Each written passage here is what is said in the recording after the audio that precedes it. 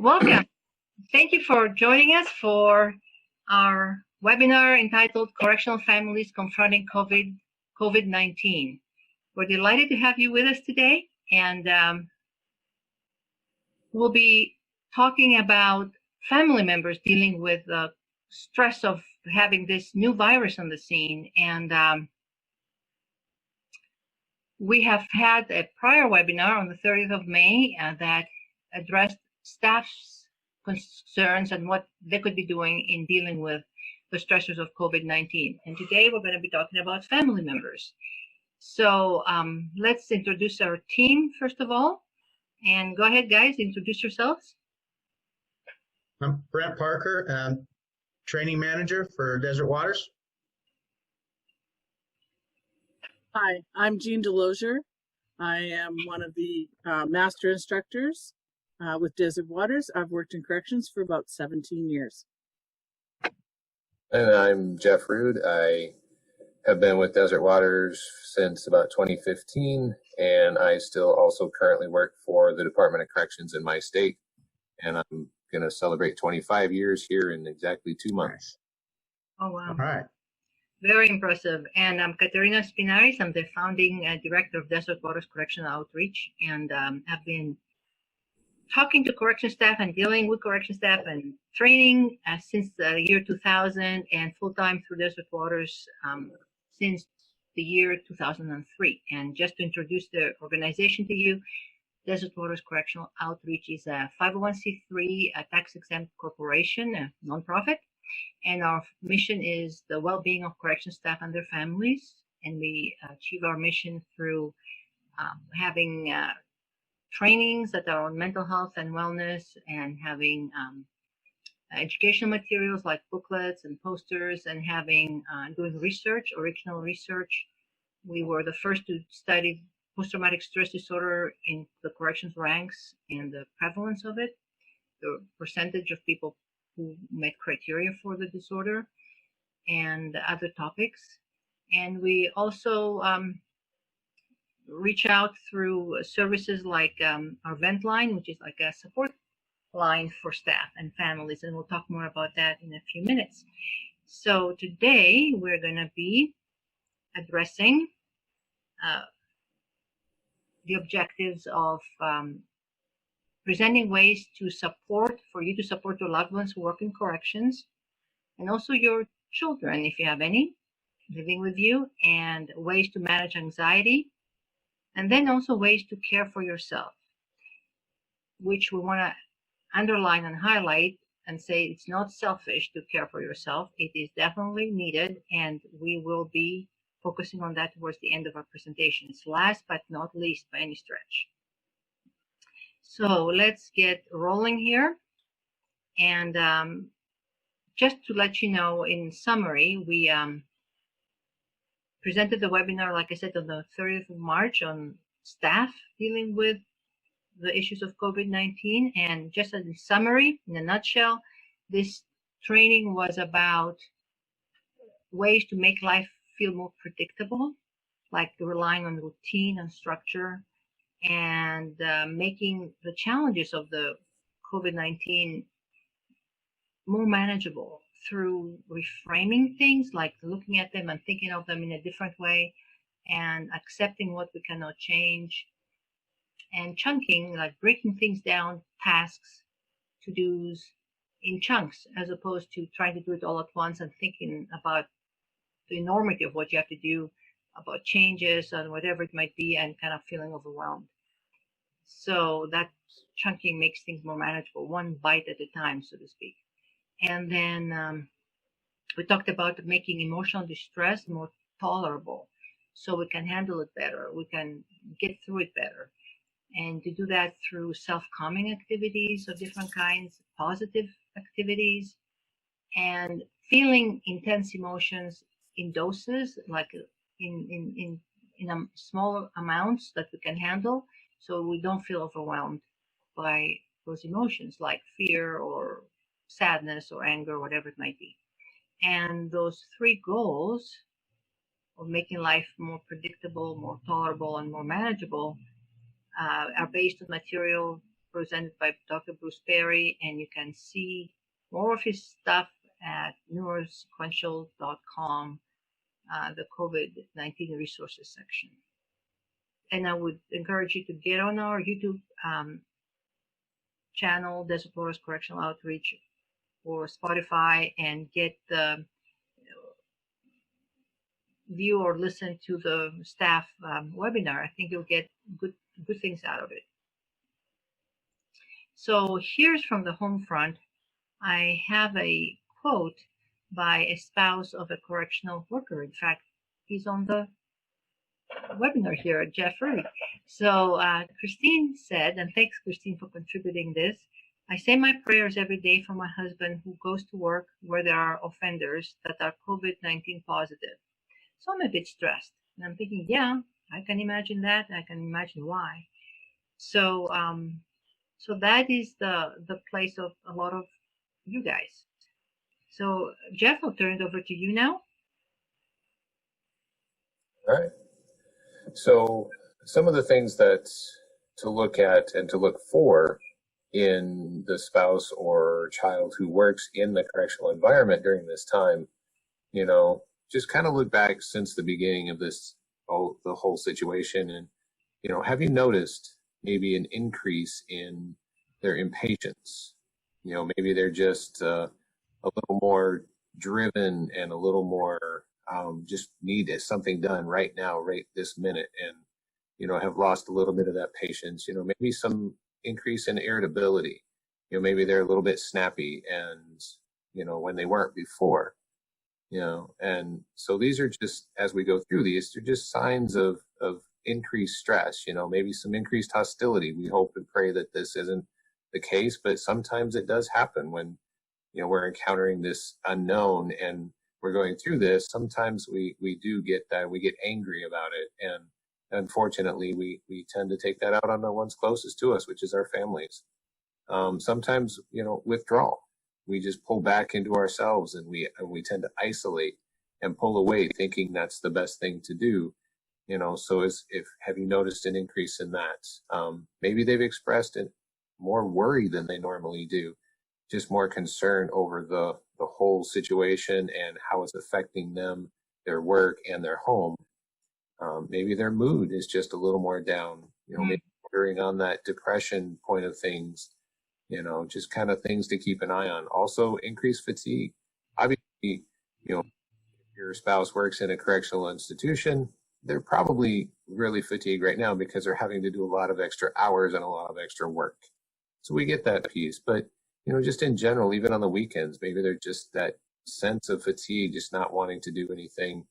And then, you know, how do we cope? Sometimes we turn to that alcohol. Sometimes we turn to food. We crave those comfort foods because our brain is saying, I need something that fits, you know, or maybe that tobacco or, you know, any other consumption that we do. So if you've noticed an increase in these things, you know, just kind of things to pay attention for and to, you know, start to intercede in some of these things. So as we go through, you know, just looking at some of the new challenges that your spouse is going through right now based upon COVID. I mean, it's a serious new enemy. It's something unprecedented in our time. We've never had an outbreak like this. We've never had an enemy like this. We know what to expect when we go into prisons every day. But this is something new. It's unseen. We just don't know what it's going to do next. It's global. It's far-reaching. It's all over the world, and it's just hitting everyone in stride. And like I said, it's something that you can't touch. You can't see it. You can't feel it. It's just there. And it's that invisible enemy that we just cannot see. And you know what? Just watch the news. We see that the news is constantly changing about what COVID is and what are the signs and symptoms and all these things. And they're just discovering new stuff all the time. And honestly, right now, yeah, there's no end in sight. We just don't know when this is going to end. We want to, but we just don't. And everybody's getting tired and frustrated with this. And it's something that, you know, we're used to getting those threats and working in that threatening environment. But now we're dealing with an enemy that threatens our entire family. And that just adds to the amount of stress that we are experiencing. Sometimes it's a physical disconnection because, you know, what do they keep saying? Isolate, right? Stay away from everybody. Don't hang around with anybody. So, you know, we've got people working from home that are not working with their partners, and they're just stressed with that. They're not able to go see their friends and do the activities they used to do because we have to isolate. So there's that physical disconnection and that feeling of aloneness. The financial strain, if you as the spouse or a loved one is out of work and they're working, you know, or vice versa. I mean, that is just adds to that financial strain, and we just don't know when the end is coming or when it's going to get back to some sense of normalcy. New coping skills required, most definitely. You know, standard things that we normally do to take care of ourselves. You know, if you were, let's say you're a golfer, you know, well, you know what? Sometimes there's some places where you just can't get out there and go golfing. You know, that's your coping mechanism. Now you can't do it. If you used to go to the park and walk around with friends or, you know, have a barbecue, things we just can't do right now. These coping skills, we have to develop some new ones. Disinfection routines. Yep. If you're like me, you're a germaphobe. I mean, being in a prison will do that to people. I'm telling you right now. And I'm a clean person, but I'll tell you what, since this hit, it's taken a whole new level. So it's kind of crazy. So, you know, if that's your spouse, if that's you, just know it's okay. It's part of the deal. New work policies and procedures. Things are changing all the time with our department. We get updates daily on changes here, changes there. And that too is just super frustrating for those of us who work in a prison because we're used to linear things, you know, do this, do this, do this. And now it's do this. Oh, wait a minute. Now we're going to change it. You have to do this. Or no, now we're going to do that. And just these constant changes are so challenging for us. And then the same old challenges we've always faced, but now kind of at a new level. The negativity with the population that we work with, the amount of overtime we're having to work. If your spouse works for a department, I know my department, they're going through their roster for mandatory overtime, sometimes 2, 3 times, 4 times a week now, when it used to be maybe once or twice a month. So, I mean, just the amount of overtime. And honestly, the offender population is getting so frustrated with this. And we've seen an increase in violence, and I'm sure your loved ones have seen that as well. So these are just some of the things that your loved ones are going through who work inside inside a prison facility right now. So some of the things that we can work on, and we use the term we because it's not any one person. It's not one spouse doing it for another spouse, or the spouse who is at home doing it for the spouse who's working. This is something we need to work on together because we're a team. We're in this together. We need to work on it together and have more understanding for each other. You know, take that time to listen to your partner and really pay attention to what they're saying. Use supportive words and actions, you know, and exercise patience and kindness and compassion and grace. I mean, these are just words that we hear all the time, but now so much more, we desperately need these things. And you know what? We all make mistakes. We all screw up. And, you know, if it's your turn to ask for forgiveness, please do so. But if it's your turn to offer forgiveness, that's where that grace comes in. And one of my coworkers has on his whiteboard in his office right now, he goes, how much grace is too much? And it's kind of a rhetorical question because there is no too much.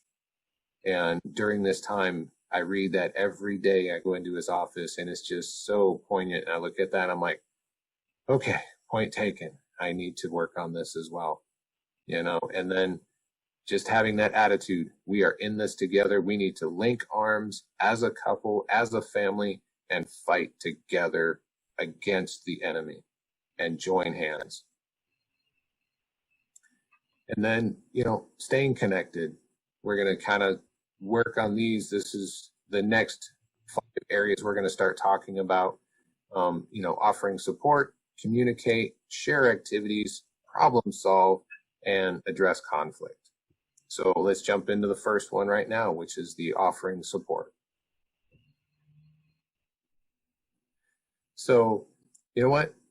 When your spouse comes home from work, encourage healthy downtime. If they need to take 15, 20, 30 minutes, 40 minutes, whatever it is, just to unwind from the day, encourage that. Encourage them to take that time to themselves and just relax and decompress from the day. You know, give extra space if it's needed, and allow them to process through the day, and before you start asking them a lot of those questions, maybe. And then gently address hibernating or withdrawal. So if you do have someone who is pulling away from you, is pulling away and starting to, isolate themselves, ask them, gently, just say, hey, I've noticed you pulling away. Why? What's going on that is causing you to want to pull away? And it may be as simple as, you know what? I don't want to infect you with the disease. So, I want to pull away to myself and get clean first. And that's that extra space and that healthy downtime, maybe. You know what? Touch, hug, and hold. We talked about that physical disconnection with our friends and those people we used to hang out with all the time. Well, now it's so much more important to have that physical connection with our family and with our spouse. Take over some of their chores at home if it's available to you. Get the kids involved if they can take over some of the chores that maybe the spouse used to do, if it's cooking or cleaning, with all the amount of hours they're working and everything else. Just those little gestures can go a long, long way with helping them process through their day and everything. Assist with disinfection procedures if requested. You know what? Ask them, talk to them about what this virus is to them, what this means to them, and what you can do to help out with this. And then if you see a significant emotional decline, please intervene and get some help. A lot of times your spouse better than we do, but I've seen it time and time again where, we say I'm fine, and we put on that brave face. And I don't know if you've ever seen the commercial for depression and they hold up that smiley face sign as they walk by. That's what we do. So if you see that, please reach out and get some help. There are lots of resources out there, and we'll cover those at the end of this session. So in the next section here with communicate, I want to share a little story that really meant a lot to me with my wife and I. I work on a peer support team here, so I've been doing a lot of extra hours going in and checking on our staff, working odd hours, all different times of the day, graveyard shift, day shift, swing shift, all the different shifts, and doing stuff. And I came out of work one day, and my wife kind of knew I'd had a rough day because normally I call her during the day, but today I didn't. That day I didn't. And so I get out there and I get in the car and I hand her my cell phone because we listen to audiobooks. And she grabs the cell phone and she sets it down, and I kind of looked at her and she says, I don't want to listen to the radio. I don't want to listen to the book. She says, I want to hear from you. And I'm telling you what, that meant a ton to me that day because I had a lot to say. And I just didn't know how to say it, but she opened the door and it allowed me to walk through, and it allowed me to process all the stress that I had gone through that day. So, have your spouse open up to you. They don't need to share the ugly details of what happened during the day, but if they can, share some of the stress and just you can help them process through some of that, that let me into your world so I can support you better. That's exactly what my wife did for me that day, and letting them off the hook and say, you know what, hey, don't try to protect me by not talking to me about work. Because tell them honestly, when they shut you out, how does that make you feel? It makes you feel left out and you're not connected to them, and everything. So, and just share your heart with me, how you feel. I don't need the gory details, as I said. And then tell them, I'm on your side and we're in this together. That's that whole linking arms and fighting the good fight together. Some general questions that you can ask that can help them maybe spark a conversation, is simply asking, what's different at work right now? How is it different for you? How do you feel about blank, be it the COVID, be it the overtime, be it all the changes at work. You know, fill in the blank with whatever you've kind of noticed or whatever you think might be going on. What do you think about, or how do you deal with? You know, getting their input in how they usually cope and deal with whatever they're going through. And then what would you like from me and or from the children? Get the entire family involved. The kids need to be a part of this if you have them and everything. And then listen, empathize with them, and validate their feelings. Just by simple little statements, man, I can see how that made you feel this way. I understand why you're acting like this, or why you're feeling this way. And you know what? Gently point out the positives. Because during a time like this, we tend to really focus on all the stuff that's wrong and negative in the world. And we need to see those positives. So gently point those out to us. And then, honestly, seriously, please protect your together time. Turn the TVs off for a period of time every day, or, you know, frequently during the week, and do some fun activities with the family, indoors or outdoors. You know, if it's going for a walk, go for a walk. If it's playing board games, play board games.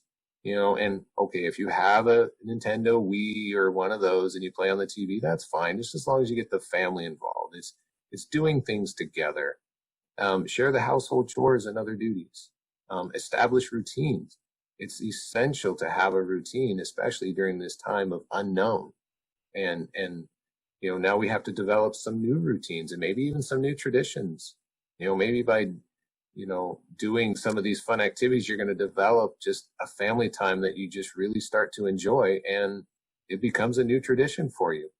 And if you have kids in the family, make some time for just the two of you. You know, whether you let the kids watch a movie, or if you have family that can watch the kids or something to that effect, make some time just for the two of you that you can invest in each other, and then also have those times with the entire family together. And then problem solving. Take time to talk about situations you're facing. Your spouse is going through a lot inside the facility, and you need to understand what they're going through. But on the same turn, you're going through a lot of stuff at home. As my wife said earlier in this with her quote, you know, I have to understand that she is under a lot of stress with me going into a facility and being around offenders who are positive for COVID-19. You know, that's a concern for her. So I have to really understand where she's coming from. And then how can we best deal with whatever this situation is, whatever we're going through at this very moment, and tackle the problems one at a time. Take those baby steps and brainstorm for solutions. Pick the best solution and apply it. You know, work this out together.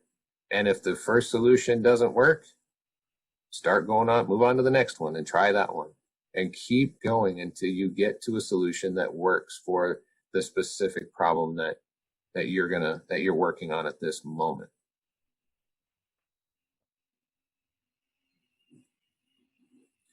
And then to address some conflict, remember, emotionally maxed out equals more likely to snap. So when we're going through a whole lot of stuff at work and you're going through a whole lot of stuff at home, are we emotionally maxed out? Yes, we are. So that's the time when we are really likely to kind of snap at each other and be snappy. And I've caught myself being snappy with my wife. I've caught myself being snappy with my coworkers. And I don't like it. I don't want it.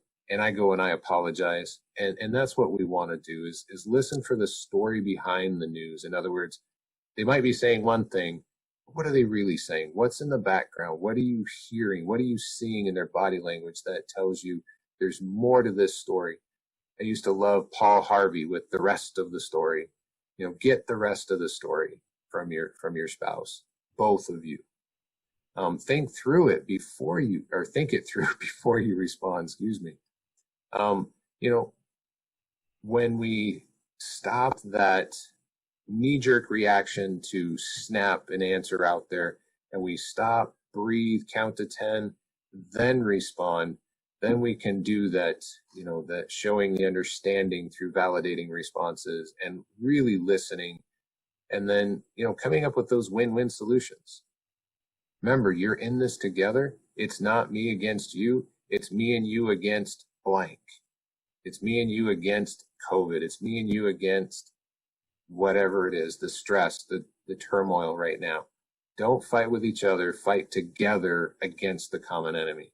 And honestly, if you're going through it and you're really maxed out and you don't feel like you can have a calm discussion, you know what? Have that safe time. Have that safe word and just say, okay, I need to stop right now. I need to back off. I need to have some time so I can get settled down. And then pick a time to come back together and join hands and fight the true enemy. Yeah. So moving into the next section, we're going to talk about managing anxiety. And that kind of leads us to the first quote here. And you may recognize the name on this quote as Thomas Delozier. He is the husband of Jean Cecile. And, he says, "What happened? My wife's department announced that many personnel could work from home. I thought, great, she will be safe. Then the department had to have a training class delivered and she had to go into work. I was upset and very worried about bringing people in off the street for the training. He didn't know. Do these people have they been exposed to the virus, and now my wife's going to get exposed?" So they came up with a solution together, and he says, "This is how I dealt with it. I set up a decontamination area in our home. She had to strip in the laundry room before she came into the house and go right to the shower. At that time, I was very scared for her and us." And I want you to really listen to that statement.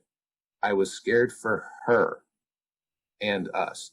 And I'm sure that's how a lot of you are feeling toward your spouse who is working in a facility. You're scared for them, and you're also scared for you. And that's okay. But, and he moves on and says, "It made me wonder, was the job worth it? Nobody's life is worth a job, in my opinion." So it brings me to a saying, work to live, don't live to work. The job is the job, but work together and come up with a solution that works for you. And I am so proud of Tom and Cecile for coming up with a solution that worked for them and has allowed them to work together against the common enemy. And you too can do that. So with that, I will turn it over to Cecile. Thanks, Jeff. I've been in the unique position throughout my entire career in corrections, pretty much through my entire marriage, actually. I was thinking about that today. There's only been 2 years of my marriage that corrections wasn't involved in it. So my husband and I both worked in corrections for a number of years. About 5 of those we worked in the same facility. So that creates some unique challenges, but it also allowed for us to have that understanding of what each other is going through.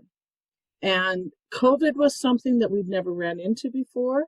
And it was very challenging. Added to that, as I'm sure there's a lot of people out there right now with health that is compromised.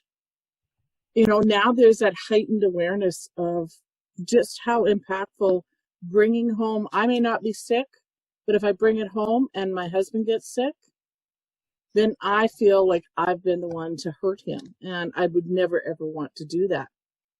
So we're talking about managing anxiety, and that comes in a lot of forms.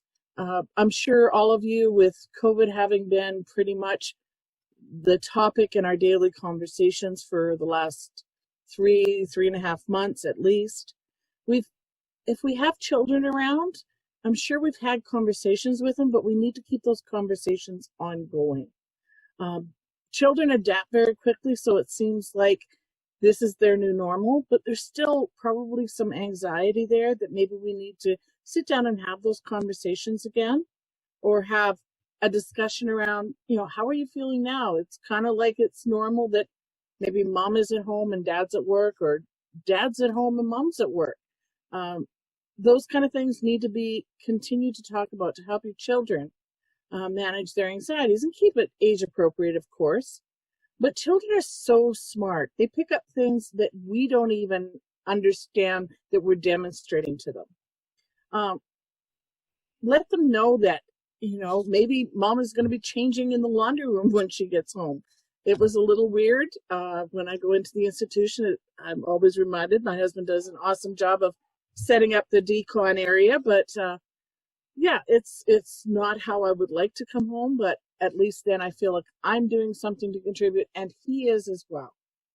And that's that teamwork approach that has helped us get through a lot of this.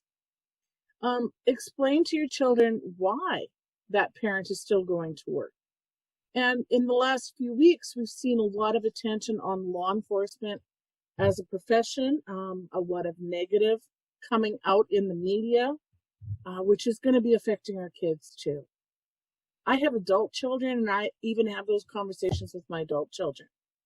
They have concerns about me going into the institution. So it's not just the small children, it's your children, your family, your extended family, the people that love and care about you. Make sure you're continuing to have those conversations, whether you're the one going into the institution or you're the one that's there at home, managing things while they're gone. Instill respect and admiration for the parents' work role. You don't, as Jeff said earlier, don't need to get into all the gory details, but you can share, kind of the socially positive impact that your corrections worker has. I mean, we do a job that not many other people can do, not many other people want to do, but we need to ensure that our family understands why it's necessary that they're going into work, and describe how you're taking care of things. Extended family may be worried because they don't understand institutions, how they work, how that transmission of the disease could happen. If they're hearing about the huge numbers in some states of inmates being infected, staff being infected, now in their worst case scenario in their head, they're believing that that's what their loved one is facing. So make sure as a team that you're communicating that out. And let them know why it's so important. Make sure that everybody stays safe. That's the most important thing, is letting them know that what you're doing is keeping everybody safe.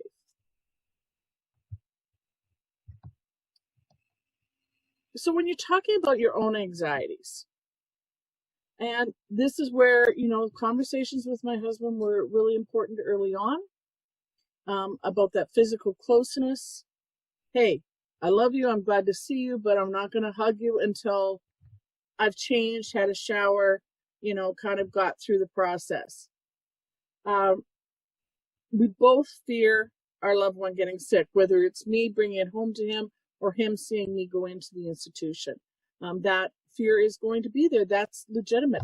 Have conversations about it. Don't push it down because, well, corrections officers are always tough and they can handle everything.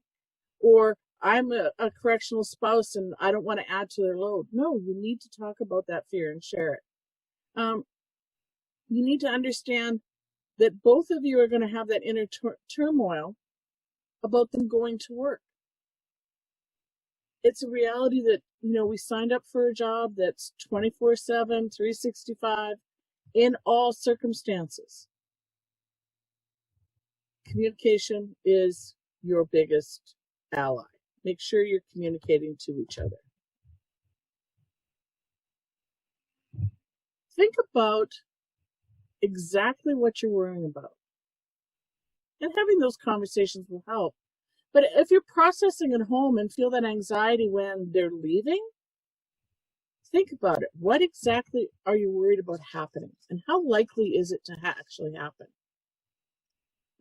Social media has us all in a state of misunderstanding pretty much on a daily basis. COVID is an epidemic. No, it's just over-publicized. Oh, well, it's only old people getting sick. No, it's everybody's dying. Do your research. Do your fact-checking.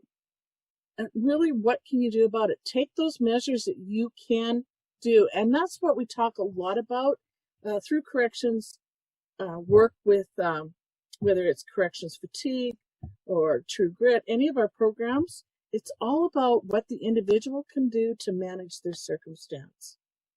And that's about managing your own anxieties. Other people can't fix them for you, but you can process and you can work on that piece yourself. Face and deal with the situation. Don't avoid it. Avoidance is, a really awesome thing. I tend to subscribe to it a little too often. I'm, kind of ostrichy. Stick my head in the sand and avoid it. But this is the situation that you really shouldn't, because this is your whole family being affected. Whether it's the person going to work or the person staying at home, you got to face it. Prepare for the likely negative outcomes. So if someone does get sick, the one at home, the one at work, what are you going to do? How are you going to handle that? Who's going to take care of the children? Who's going to take care of the sick one? Have some of those things in place. You'll be amazed how much just problem solving those ideas will reduce your own stress level.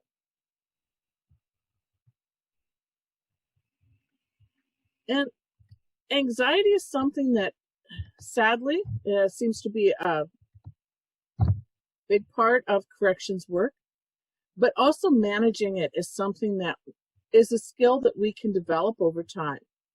So follow the steps to reduce the risk of infection. There you go. Do the steps. Follow the guidelines.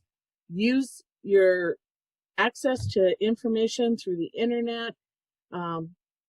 Keep your social media contact to a minimum.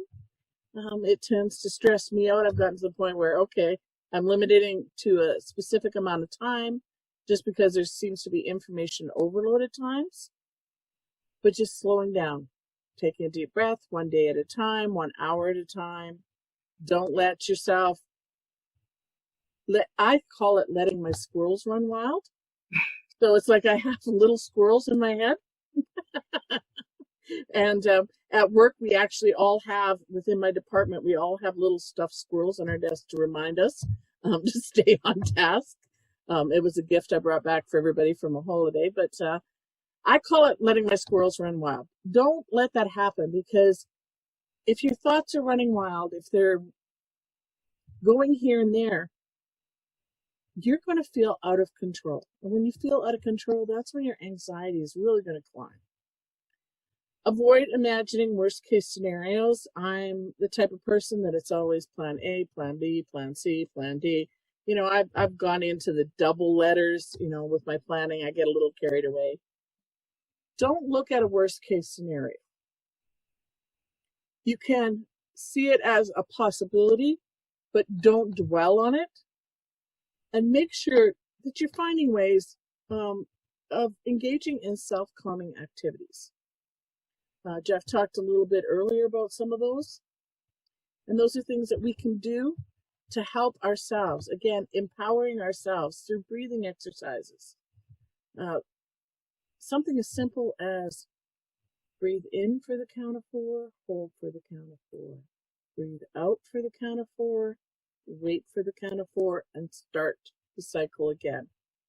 For anyone having an anxiety attack, if you do this in through your nose and out through your mouth, if you feel like you're really overwhelmed, it's amazing how well this works. I've used it with, when I worked at the county facility, used it quite often with people who were having anxiety attacks their first night in jail.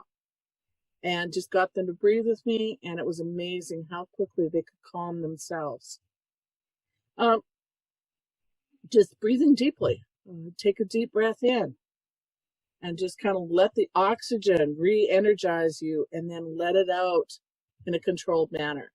Taking that control over your physical body helps you take control over your mental situation. Speaking of physical, get moving. Get out, get outside, get some sunshine. Walk in the rain if that's what you enjoy doing. Just do something to get you moving. Physical activity and all the responses, chemical responses within your body are awesome ways to fight that anxiety. And then controlling yourself through self-talk. This too shall pass. 1 day at a time. one step at a time. The serenity prayer, God grant me the serenity to accept the things I cannot change. Find whatever works for you and use that in those very stressful moments. And if you have a spiritual connection, practice those spiritual traditions. If you pray or meditate, anything that connects you to on a deeper level, takes you out of the moment, will help you avoid your own anxieties taking you over.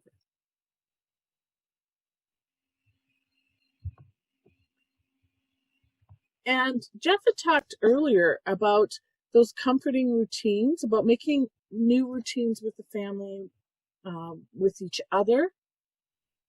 If you have a routine, as crazy as it sounds, having a nice warm shower is the best way for me to calm myself down. Water is magical, I'm pretty sure. That is a comforting routine to me. Or listening to music on the way to work. I don't listen to any news, it's straight music. The music that I enjoy, that's a comforting routine for me. And it helps me get me prepared for that transition time and that move into work mode. Focus on pleasant experiences, remembering things that when your mind starts spinning, grab onto one of those wonderful experiences, maybe a great vacation, or somebody told you a really wonderful experience they had, something that's going to keep you in the positive and focused on that. Grab onto that until you can kind of get yourself back on center and move forward. Humor and laughter, of course, are the best medicine. Corrections tends to be a little dark humor, so watch for that. Don't get caught up in that cycle of really black humor. And I've been guilty of it myself and had to be conscious of it and make some adjustments. Focus on soothing memories and imagery. You've seen the commercials that they have now where it's take 30 seconds and just breathe. Or they show a beautiful forest or a beautiful waterway. Those are things that people connect to on a deeper level and can help calm them. Same thing with music. A lot of people rely on music. I had a coworker who told me his best way of dealing with the stress of the job was he learned to take the long way home from work, and he listened to music. It was not what people would think of as normally calming music, but for him, it was very calming. It was a good routine, and it helped him transition from work to home and arrive at home with a positive mindset.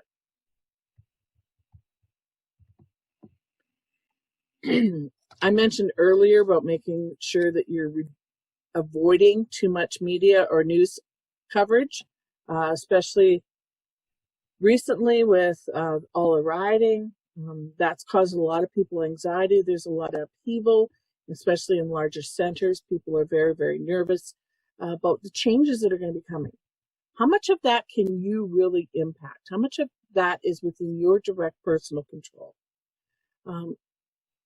Be aware of what's going on in your world, absolutely, but don't get caught up in watching endless coverage, because that tends to increase our anxiety, and it's not going to do anybody any benefit at home. If you're going to do something positive with that energy, absolutely go do it.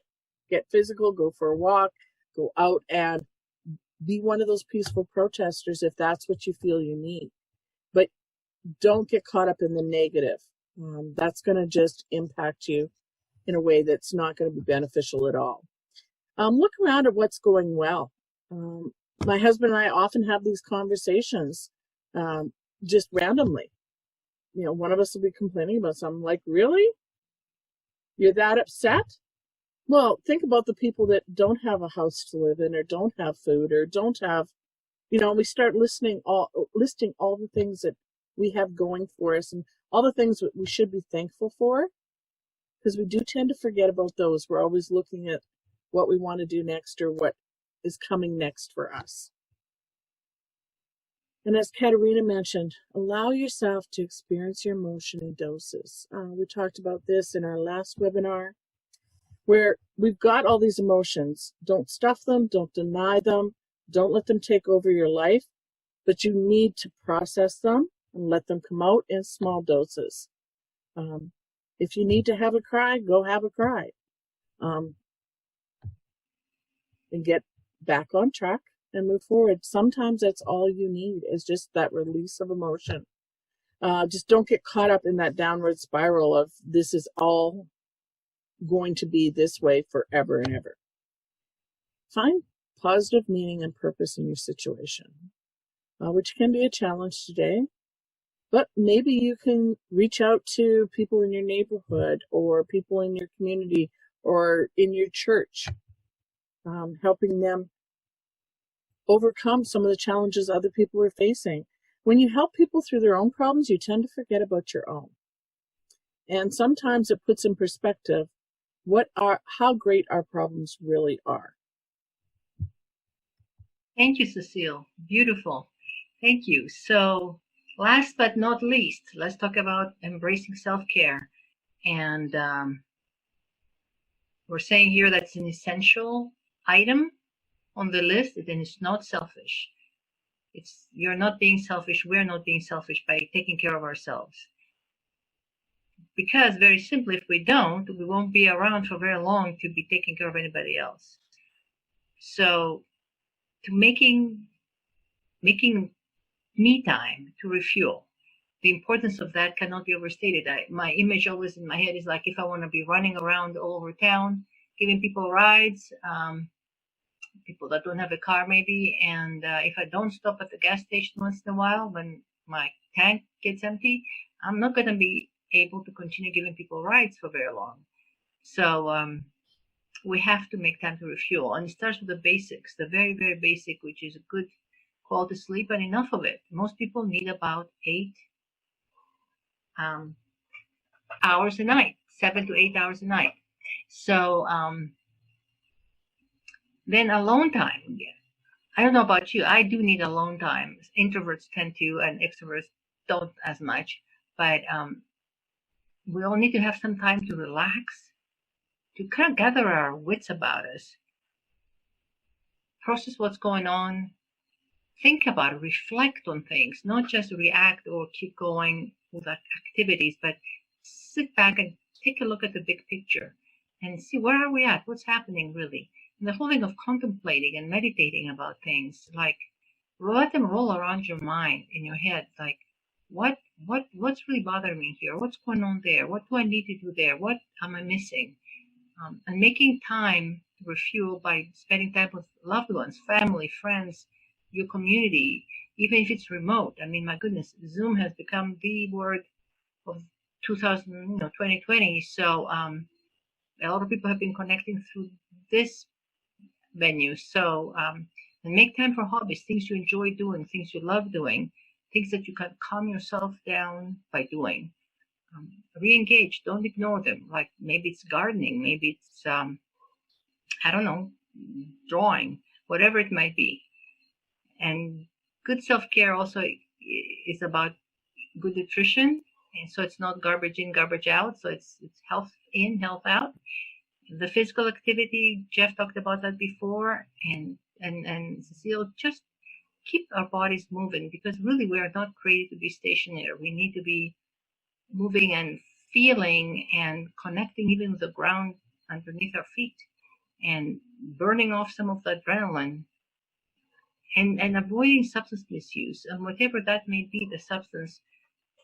Sit back and reflect and think about what's really behind it, what's driving it, and what other ways do you have to meet the need that the substance is trying to meet, but really not in a legitimate way, it's in a counterfeit way.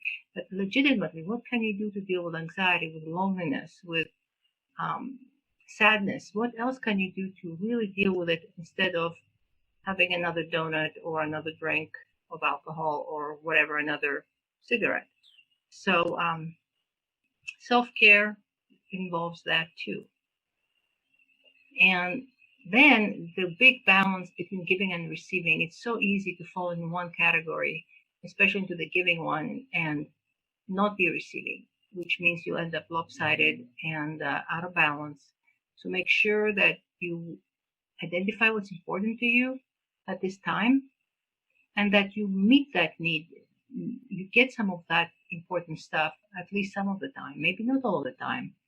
We don't all get what we want all the time, I don't think, but at least some of the time you get that, whatever it might be. And you feel like, okay, I made a deposit in my bank account, emotionally, so to speak. And if people around you can give you what you need and it's legitimate for you to ask it of them, ask for what you need. Don't just let them try to read your mind. They cannot do that, really. So ask for what you need, state it, and ask it in a decent, polite, assertive way, like this is what you need. Maybe a hug at some point. And identify your limits. When are you maxed out? When do you need to say no? Or later? Or whatever it might be that you need to set as a limit. It's okay. It's not selfish. It makes for better functioning. And you've heard probably the saying that good fences make good neighbors. That's about setting limits and boundaries. And sometimes we need to do that. Otherwise, we end up all over the place, and then we end up resentful, and we pull away and we shut down, and it hurts relationships. So this is obviously the basics of self-care, very much the basics, but it takes almost like a lifetime to work out some of those mindsets and skill sets. So it's easy to say it in a minute or less, but it's a lot more work to have it put to practice in your life. And one thing I want to say is that in this webinar, we present a lot of how-tos, suggestions, ideas, areas to focus on. And not all of it will apply to everybody.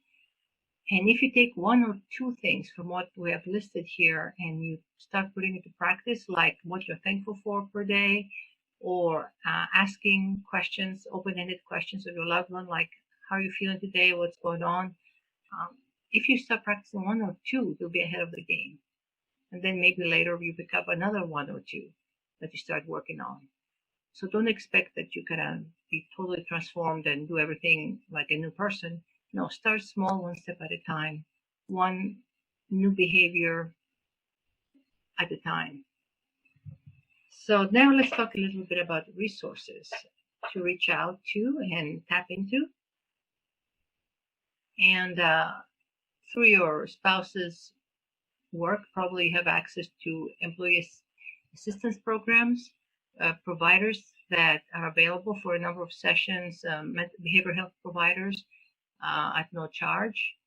And I'd say tap into that. If you need to talk, you need some additional tools, more in depth, of course, more specific to the time we live in, or maybe the anxieties of this day and age have kicked up old stuff for you, and all of a sudden you have to deal with some old stuff that you have forgotten all about, and this may be the time. Or you may go to some behavioral health provider in your community that is probably covered by your spouse's health insurance plan. Other folks may turn to spiritual leaders like pastors, chaplains, priests, or activities or communities. There may be all kinds of spiritual communities people tap into and find solace and strength through. And there are zillions of self-help groups, either community-based, which probably in a lot of places you cannot attend at this point because they're not open, but online. You'll be amazed how many self-help groups exist online that you can do from the comfort of your home. And then hotlines, all kinds of support lines and crisis hotlines. For example, there is a National Suicide Prevention Lifeline where they have, I believe it's behavioral health providers 24/7 on the phone and also through chat at 800-273-8255, and always there to talk. And then we have a couple of numbers for first responders and their family members also. Safe Call Now, 206-459-3020, and Servant Protect, which provides chaplain services to first responders. 615-373-8020.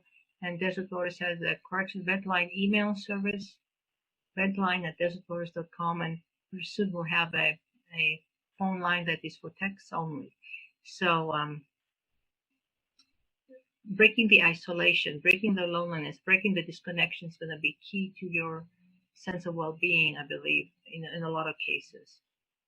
And on Desert Waters, we also have some additional resources, which are some booklets.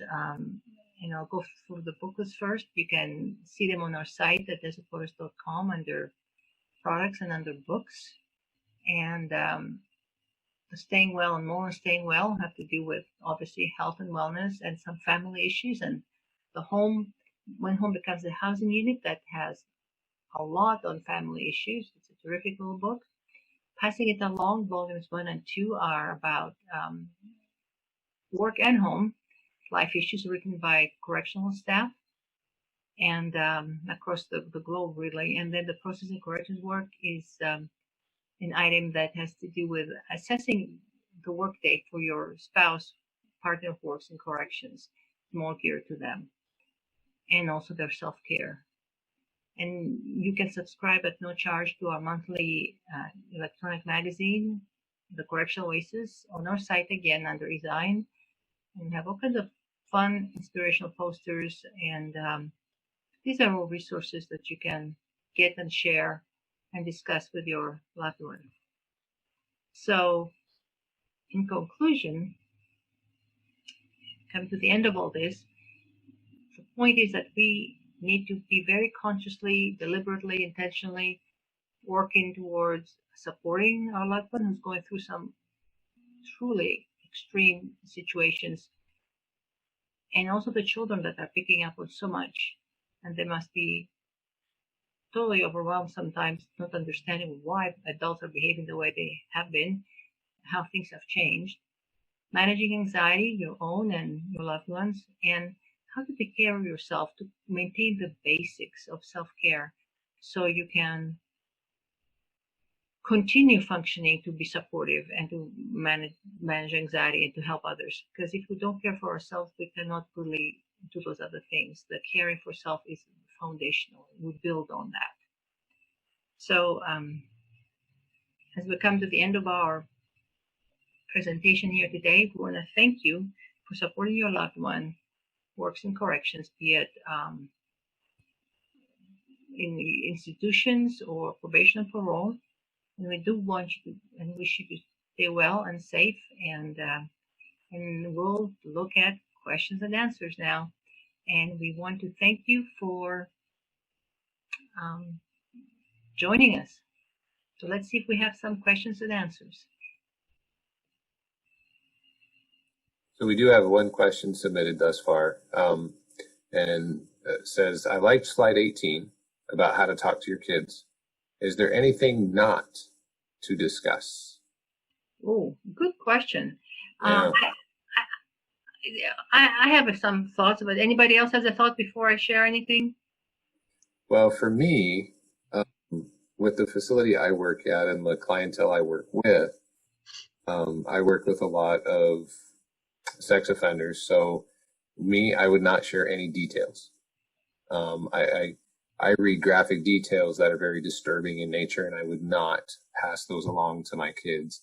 Any graphic violence, anything of a really graphic nature that could really increase a child's anxiety rather than decrease the child's anxiety. That's what I would focus on, is, saying, hey, yes, where I go work is dangerous. Where I go work, but I'm making a positive difference in many people's lives. So kind of trying to explain a little bit about what you do, but try your best not to increase their anxiety by oversharing too much of the graphicness or the really detailed stuff. Yeah. Thank you. Anybody else? Yeah, I would just say that it might depend on the age of the children. Obviously, if they're younger, they're not going to be able to understand as much as maybe an older child. So that plays a big part in it. I agree with Jeff. Graphics, details not necessary. But if they're old enough to ask questions, they're old enough to get an honest answer.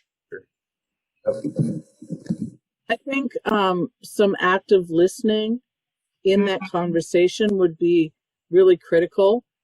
So asking them, what do you imagine? What do you think? And kind of correcting any misconceptions they have. And that'll give you more of an idea as to where their comfortability or understanding level is. Right. I found with my family over the years, I started working in corrections when my children were teenagers. Should have started a lot earlier. I probably would have had better teenagers. Anyway, I had the opportunity to take some of my family members in for tours, and that really opened up conversations. But until they understood what it looked like, what it felt like, I really had to go off of, okay, what do you think it is? And ask those kind of questions and help that guide your conversation. Yeah. That is right on, because the child may be asking one question because they don't know how to express some things, and they may be really concerned about something else. Again, the story behind the news. What are you really concerned about here? And without putting them on the spot, like, okay, I'm trying to understand what you're saying here. What you're asking is what is it about that you are concerned? And as far as what not to discuss with the children, as far as the virus, COVID-19 is concerned, I would say not give them hopeless statements like, oh, this is basically too big for anybody to deal with, or the medical profession will never figure out how to help people. Not to say anything that is hopeless and will scare them, like this is larger than life, and to point out the positives for them, like, okay, we're making progress in that area, we're learning about this in that area, we are improving in that area, and kind of help them keep them from having a meltdown internally, thinking that for sure my parent who goes to prison or whatever, probation, whatever, is gonna die. Yeah, don't put that virus on the pedestal, like they need to bow down before it. Like, no. Like, yeah, we need to be very careful, very cautious, but don't scare them, specifically about the COVID piece.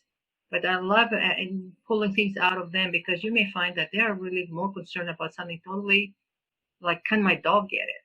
You know, that kind of thing. And they were not concerned about what you thought they were concerned about. So active listening. That was a good question. Anybody else? And I would love if now that we have our captive audience here, if anybody wants to say, okay, in the future, if we had more of those events as this webinar, what topic would you like to hear about as a topic for a teaching, a presentation, a webinar? What topic? Is anybody wanting to give you like a minute to send us any kind of input? Or if you can't think of any now, go get on our website under About, and then it says Contact Us, and send us a little email about what would you like to learn more about. Because we really appreciate the spouses and the families bearing the brunt of a lot of the corrections work, and you guys are the silent heroes because you're totally behind, closed doors, so to speak, and you bear the brunt of a lot of this work, and you have the stories to tell. So we want to see how can one be more supportive of the families, especially adult family members of corrections employees of all types, not just custody, all types, programs, everything. So if you have any ideas down the road, if you don't have them right now, please send them to us on our website. They can also maybe send them to us through Facebook. Yeah, we have the Facebook page. Absolutely. Yes. I didn't think of that. You're right. So we wanted to see how can we be relevant? How can we stay in touch? What would help? Was this helpful? In the future, probably we'll have some kind of evaluation at the end. If it was helpful, not helpful, boring, whatever. Okay? We want the honest feedback. Yes, Because we're only going to get better and be able to give you what you need if you tell us. We're here actively listening to what you need. Yes, Right. yes, because we are all learning as we go. This is something we've never been through before, and so we are in this together. Going on.